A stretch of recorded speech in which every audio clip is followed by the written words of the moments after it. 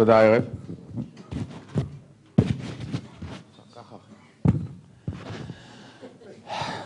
לא יודע מה נסתן.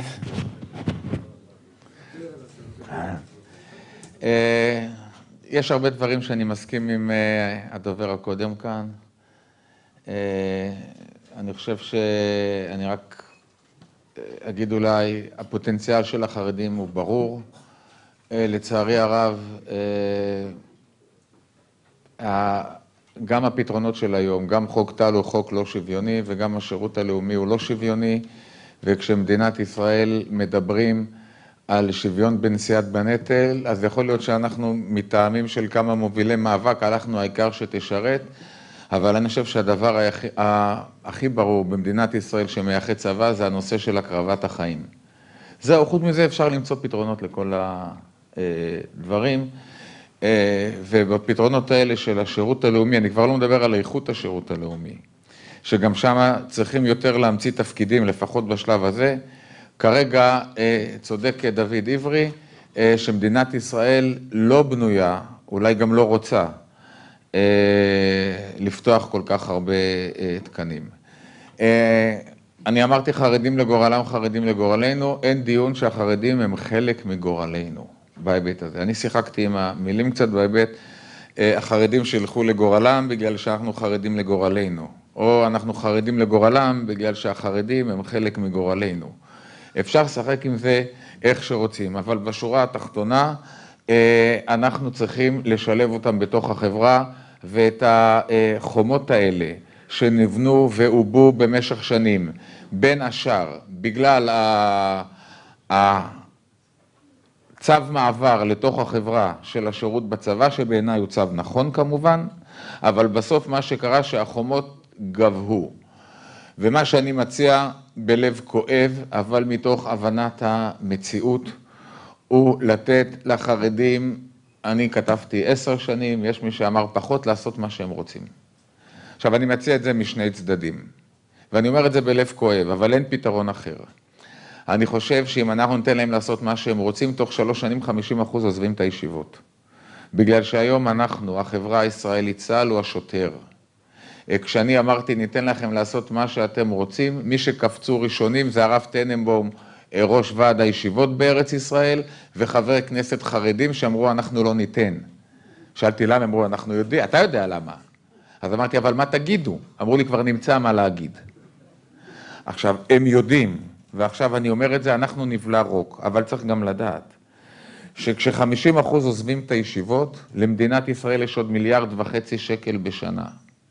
ואת 1.5 מיליארד האלה, עכשיו לא בגלל הקיצוצים רק בקצבאות, אלא בגלל שהתרומה שלהם לתוצר הלאומי הגולמי, להעלאת רמת החיים היא קריטית. עכשיו אני אומר את זה, אני בולע רוק, אבל אני לא מכיר שום פתרון אחר יותר טוב. ואני בצד אגיד לכם שצה"ל יכול וצריך להקים יותר גדודים חרדים. ואני שבעד השוויון, שכועס על ההסדר, על חוסר האינטגרציה שבו, אומר לכם בשביל גיוס החרדים מוכן, שיבנו להם יחידות שלא יהיה בהם קול באישה, ויהיה בהם אוכל כשר למהדרין, ויהיו תנאים הרבה יותר טובים משיש בבני ברק. בגלל שגם היום בנחל החרדי לא רואים נשים מ300 מטר, ובבני ברק רואים גם מ2 מטר. אני אומר לכם את האמת, והם לא באים בהיבט הזה.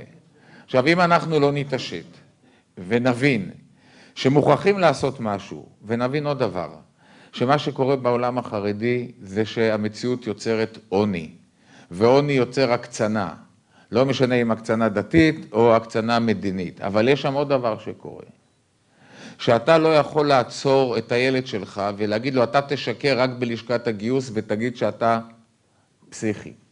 בגלל שמי שמלמד את הילד שלו לשקר, אז שקרן הוא שקרן הוא שקרן, ואחרי זה הוא גם משקר את אבא שלו וגם את הרב שלו.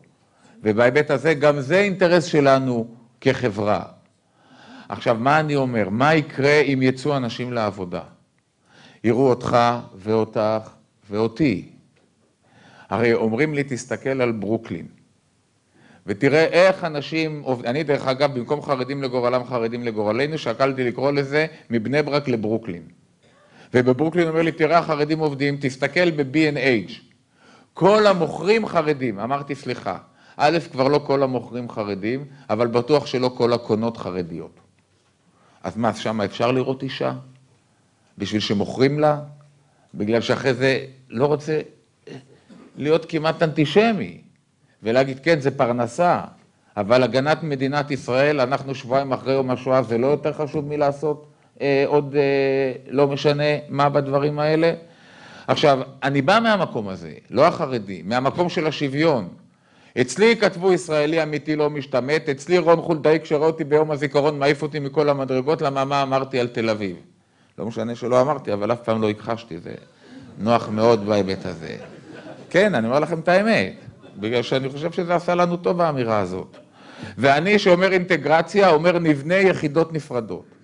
אבל אני חושב, כשהם יצאו לעבודה בשלב הראשון, ויראו אותך ואותי, ויבינו שהשד לא כל כך נורא, ובמקומות העבודה ייתנו עדיפות למשוחררי צבא, בתוך הקידומים, והם יראו שאפשר לשרת, ובמקביל נבנה להם מקומות של שירות, ורמת החיים תעלה, וכשרמת החיים עולה קשה להוריד אותה אחר כך. ובאז עוד 5 או 10 שנים נבוא למקום ונגיד עכשיו בוא נדבר על 400 עילויים או 4,000 עילויים, ואני דרך אגב חושב שיצטרכו להיות כאלה שישארו בישיבות. ודרך אגב אני אהיה בעד זה, גם בגלל שזה ריאלי וגם בגלל שאני חושב שזה חשוב. אבל לא בכמויות האלה, לא במספרים האלה, כשאנחנו דוחפים אותם לגדל חברה שהיא גם מושתתת על שקר.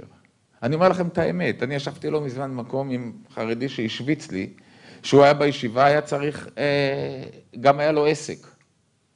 עכשיו, לא רוצה להגיד לכם כמה עובדים שם בשחור, בגלל שאסור להם, אין להם ברירה היום. זאת אומרת, אם הם רוצים לעבוד ולצאת קצת מהעוני, הם לא יכולים להציר עבודה, הם לא יכולים לשלם מס הכנסה, בגלל שאז הם כאילו עובדים. וזה אסור, בגלל שבגילאים האלה אתה או בישיבה או בצבא. ואני אומר שאנחנו נבלע קצת רוג, בגלל שבסוף הם באים, כן, ועושים את עצמם למה? אתה אומר, אני צריך לעשות עסקים בברצלונה, אני מצטט. אז פעם ראשונה שכנעתי, נתנו לי פתק. בפעם השנייה ראיתי שזה מתחיל להיות לי כמה פעמים, הלכתי, עשיתי פסיכי, הוצאתי פרופיל נפשי. ואנחנו יודעים את זה. אז למה אני צריך אותם? שלא יבואו ללשכת הגיוס. שיבואו ללשכת הגיוס מי שבאמת רוצה להתגייס. ולאט לאט אני אומר לכם שיבואו יותר, בגלל שבמציאות הזאת נשיר מבט ונגיד, מה זה המשימות של 2000 שדוד עברי דיבר לפניי של השירות הלאומי? זה שוויון בנטל? אני אגיד לכם שוויון בנטל. הבת שלי 2, יש לי 3 בנות, עוד 2 בנים, ברוך השם. 2 בנות קצינות בצבא, אחת לא הלכה לצבא מטעמי דת. הבנתי אותה דרך אגב, אני לא הייתי, הדבר היחיד שכאב לי שהשכנה ממול, מציפורי או מהסוללים, לא יכולה גם לעשות את זה. פעם בשבועיים היא באה הביתה, חיה במקום שאין יום ואין לילה, בתוך משפחתון עם ילדים שבצווים של בית משפט ניתקו מהבית. בסדר? ככה. עכשיו אני שואל אתכם, אתם חושבים ש2,000 המשרות האלה זה ככה?